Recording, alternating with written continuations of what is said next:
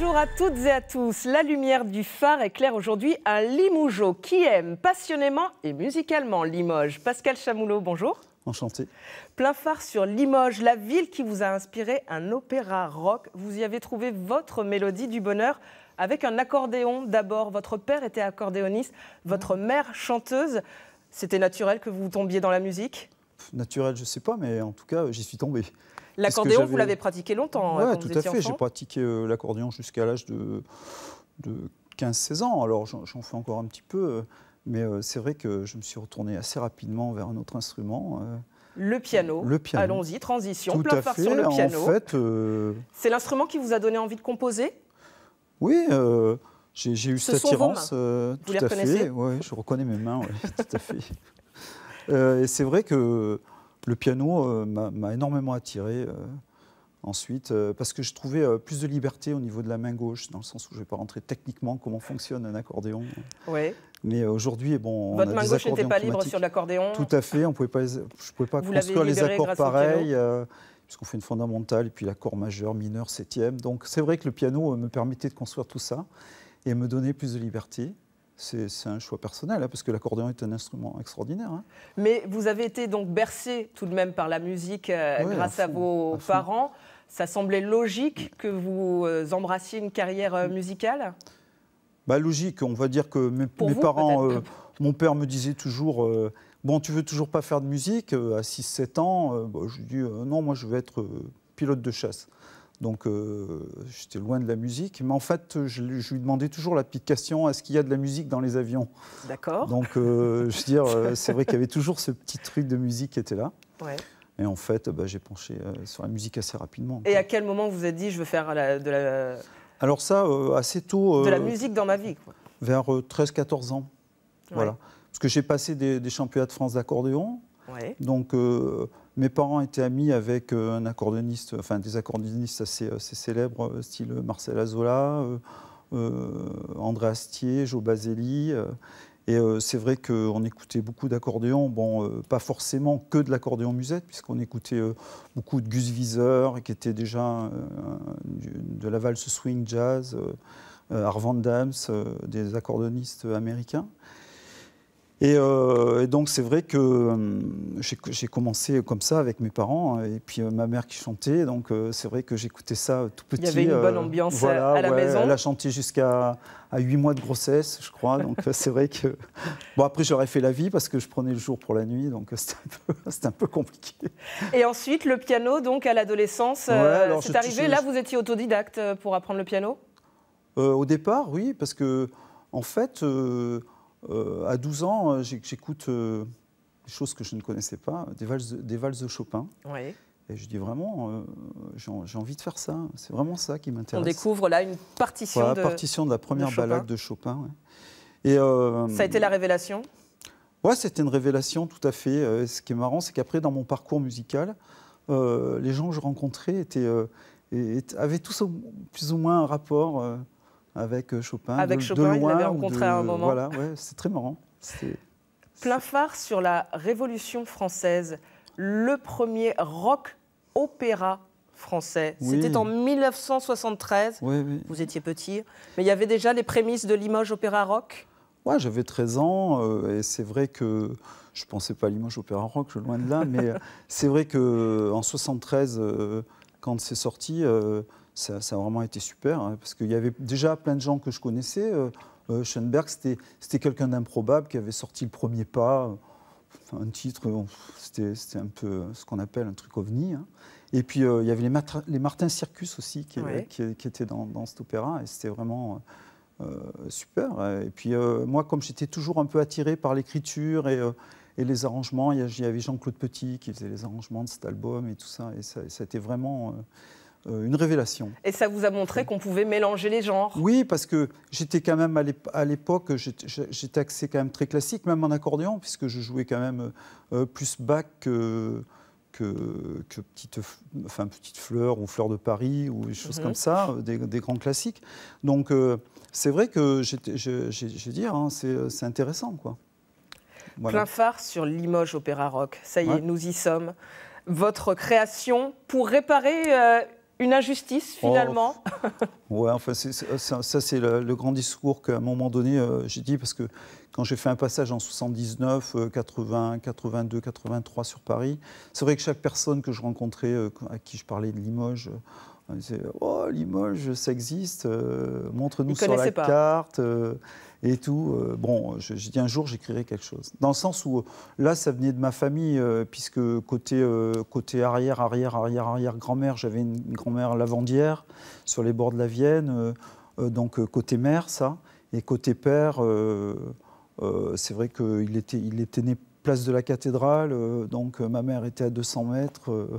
Et c'est vrai que j'ai dit, je ferai quelque chose. Parce qu'on a une belle histoire aussi à Limoges. Donc c'était quelque chose, c'était vraiment une page d'histoire de France. Puisque quand on regarde l'album, c'est vrai qu'on l'a mis sous l'effigie Limoges Opéra Rock. Ouais. Mais en vérité, c'est une page d'histoire de France. Le peuple Lémovis, Richard Cœur de Lion, Aliénor d'Aquitaine, tous ces gens, Maryse Bastier, Renoir, Suzanne Valadon. C'est vraiment une page d'histoire. On va découvrir musicalement comment vous avez fait pour traduire une partie de cette histoire dans un morceau de cet opéra rock. Ça s'appelle « Je suis Martial ». Écoutons-le. Air guitare.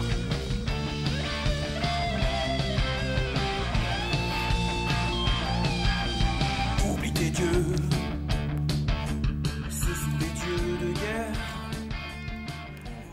Philippe Lars. Un artiste régional. Je suis Martial, ça traduit quelle époque de l'histoire de Limoges? 6e siècle, 6-7e siècle. Il a fallu faire des choix dans les périodes que vous abordez. Il y a 25 chansons. Alors après, il y a eu quand même un historien avec nous qui était Michel Faure, parce que bon, j'ai fait la musique, je connaissais les grands traits, mais après l'histoire, faut faire attention quand même à ce qu'on écrit quelque part. Dans le sens où ça a été un peu... Il a fallu m'entourer quand même. Le style musical, il surprend quand on entend du rock forcément sur une histoire moyenâgeuse. Ouais, et puis il y a un peu tout style, parce que ce que je voulais pas, que ça soit un stéréotype du style tout pareil, ou toutes les mêmes couleurs. Il y a de la soul aussi des fois, sur cet album il y a des ballades, il y a de la chanson française. Voilà, c'était intéressant aussi de s'amuser à faire quelque chose d'assez éclectique, quoi. Il vous a fallu combien de temps pour concrétiser ce projet? Il a fallu du temps, parce qu'on en a parlé pendant 5-6 ans, mais l'écriture pure, on a mis entre 1 an et demi, 2 ans. 1 an et demi à 2 ans. À peu près. Et vous n'avez pas lésiné sur les moyens pour réaliser, en tout cas l'enregistrement, dans le mythique studio des Beatles à Londres. Je fais une petite parenthèse. Les enregistrements, on les a fait sur 3 studios à Limoges. D'accord. Et en fait, on a fait le mastering à Abbey Road. Le mastering, ça veut dire le mixage... C'est la petite couche de vernis qu'on met à la fin de l'album pour améliorer tout ça. D'accord. Voilà. Abbey Road à Londres, ça s'est passé en combien de temps? À Christian Wright. On est resté 1 semaine. 1 semaine? Ouais, c'est super. Et que d'être comme ça dans un studio mythique... Moi, je sais que j'y revenais, voilà, Christian Wright, ingé son d'Adèle, de Muse, de tous ces gens-là. Et c'est super de travailler avec des gens comme ça, parce qu'évidemment, moi aussi, c'est une passion, puisque j'enseigne, et la transmission, c'est vraiment génial. Et on apprend des choses encore. C'est vraiment super de rencontrer des gens comme ça, c'est magique. Ouais. Là, c'était pour le CD que vous avez sorti. Ouais. Le spectacle en lui-même, il a fallu choisir 25 artistes pour incarner les 25 chansons? Non, ça s'est passé comment? Sur l'album, le challenge qu'on s'était mis, c'était de prendre 25 musiciens régionaux. Ouais. Et alors régionaux qui voyagent aussi maintenant, parce qu'il y a des gens comme Kevin Révérend à la basse qui est venu, qui a fait la dernière tournée de Bruel, qui a fait le dernier album d'Achat, qui est Limougeot et qui est venu. Il a dit si tu fais un projet comme ça, c'est vraiment un ami. Il m'a dit je viens enregistrer 3 titres. Oui, il fallait qu'il y ait un lien avec Limoges. Voilà, il fallait qu'il y ait des gens qui soient restés en lien ici.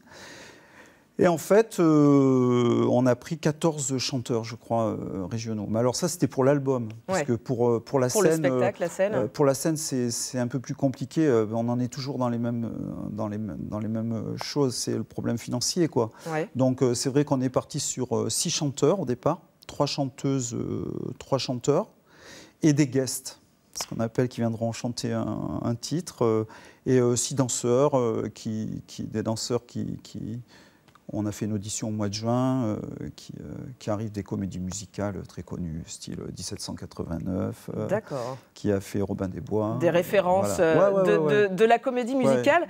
Sur ce style-là, justement, comment les Limougeaux ont accueilli votre projet que de mettre en musique comme ça l'histoire de leur ville, mais de façon opéra rock? Ça, je vais vous le dire dans quelques temps, parce que... la musique, ils l'ont découverte. On va dire que l'album s'est très bien vendu. Mais après, le spectacle, on va voir. C'est pas mal, les réservations sont parties. Je vous dirai ça. Je reviendrai faire une émission pour vous dire ça. Pour faire le bilan mais on va de l'opéra rock. En plus, l'objectif, c'est quand même de le faire voyager un petit peu sur la grande région, justement. Et de regarder un petit peu les possibilités qu'on a. Et on va voir un petit peu tout ça, puisque c'est ce que je dis. C'est vrai qu'au départ, ça part sur Limoges, mais après, c'est une véritable page d'histoire. Hein, donc, je veux dire, ça peut intéresser plein de gens. À Bordeaux également. Bien sûr, voilà. Et pourquoi pas faire les 2000 ans de Bordeaux, l'opéra rock bordelais, ça peut être sympa dans le concept. Plein phare sur un objet que vous nous avez apporté et qui représente un artiste dont vous nous avez parlé, à savoir... Frédéric Chopin. Ce buste de Frédéric Chopin vous accompagne dans votre bureau? Oui, il est à côté de moi chaque fois que je fais de la musique. Il n'est pas loin en tout cas. Donc c'est important. Pour moi, c'est vrai que je pense que c'était quelqu'un qui était très connu qui avait dit ça, Gainsbourg. Je pense qu'il y a la musique majeure et puis la musique mineure. Je pense que je fais de la musique mineure, j'assume totalement. Et je pense que quand on a fait les études que j'ai faites, on n'invente pas grand-chose au niveau des lignes harmoniques. Hein. La seule chose qu'on invente, c'est l'écriture qui peut se passer et l'artiste qui va l'interpréter. Donc c'est déjà beaucoup, hein, c'est déjà énorme, mais puis les arrangements aussi. Mais je reste assez serein à ce niveau-là et voilà, il me surveille et il me dit si il trouve que c'est pas mal ou si c'est... Non, je rigole. Mais en tout cas, vous êtes fier du résultat, de ce que vous avez réussi à accomplir. On va dire il m'a suivi un peu partout, dans le sens où j'ai eu des grandes rencontres avec Maggie Mayera, avec qui j'ai travaillé, qui a été élève de Marguerite Long, donc bras droit de Claude Debussy.